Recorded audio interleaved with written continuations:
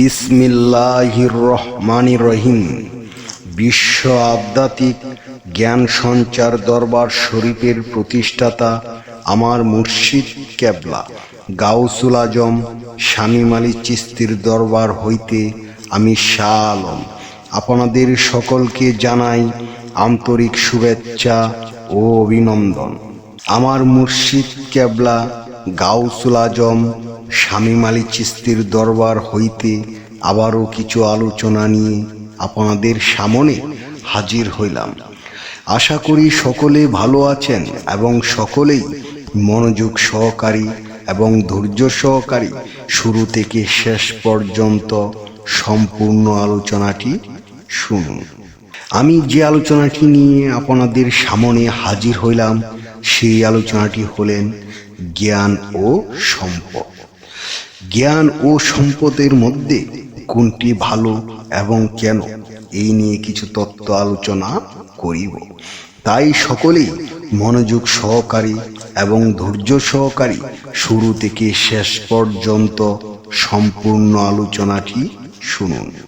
শুরুতেই বিশ্বের সকল স্তরে লোকদের উদ্দেশ্য করে বলছি, আমার লক্ষ্য আমার মুর্শিদ কেবলা গাউসুল আজম শামীম আলী চিশতির লেখা গ্রন্থের বিষয়বস্তু আপনাদের সামনে উপস্থাপনা করা, যাতে আপনারা সকলেই হাকিকত জানতে পারেন, বুঝতে পারেন এবং হাকিকতের জ্ঞান নিতে পারেন। আমি যে আলোচনাটি নিয়ে আপনাদের সামনে হাজির হইলাম, এই আলোচনাটি আপনাদের জন্য অনেক গুরুত্বপূর্ণ। এই আলোচনার মাধ্যমে আপনারা সকলে জানতে পারবেন জ্ঞান ও সম্পদ এর মধ্যে কোনটি ভালো এবং কেন, এবং কোনটি আপনার জীবনের সবচেয়ে বড় প্রয়োজন। তাই সকলেই মনোযোগ সহকারী এবং ধৈর্য সহকারী শুরু থেকে শেষ পর্যন্ত সম্পূর্ণ আলোচনাটি শুনুন। জ্ঞান হলো মহানবী সাল্লাল্লাহু আলাইহি সাল্লামের নীতি, আর সম্পদ হলো ফেরাউনের উত্তরাধিকারী। সুতরাং জ্ঞান উত্তম। তোমাকে সম্পদ পাহারা দিতে হয়, কিন্তু জ্ঞান তোমাকে পাহারা দেয়। সুতরাং জ্ঞান উত্তম। একজন সম্পদশালীর যেখানে অনেক শত্রু থাকে, সেখানে একজন জ্ঞানীর অনেক বন্ধু থাকে। অতএব জ্ঞান উত্তম। জ্ঞান উত্তম কারণ এটা বিতরণে বেড়ে যায়, অথচ সম্পদ বিতরণে কমে যায়।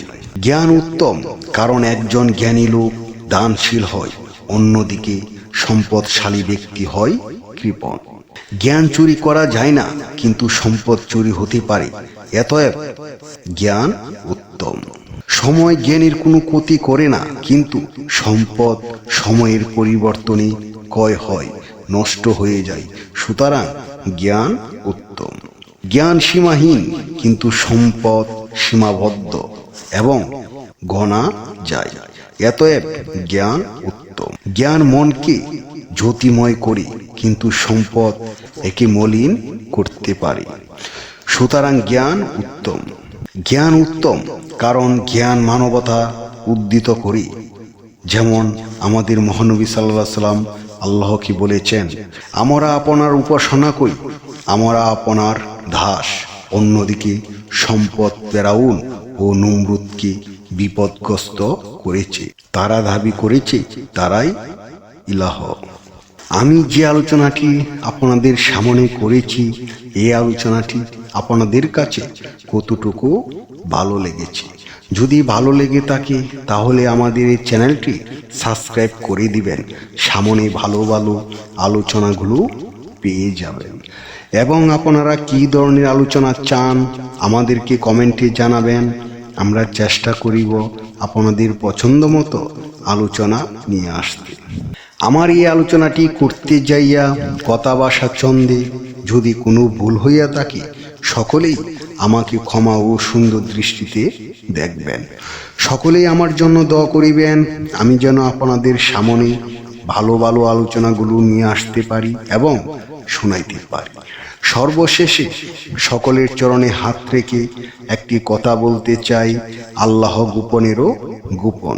সেই গোপনকে পাইতে হলে একজন কামেল মুর্শিদের কাছে যাইয়া বায়াত গ্রহণ করে সেই গোপন ইবাদত ও গোপন সাধনার মাধ্যমে আল্লাহকে লাভ করিতে হইবে। সকলে ভালো থাকবেন, সুস্থ থাকবেন। আল্লাহ হাফিজ।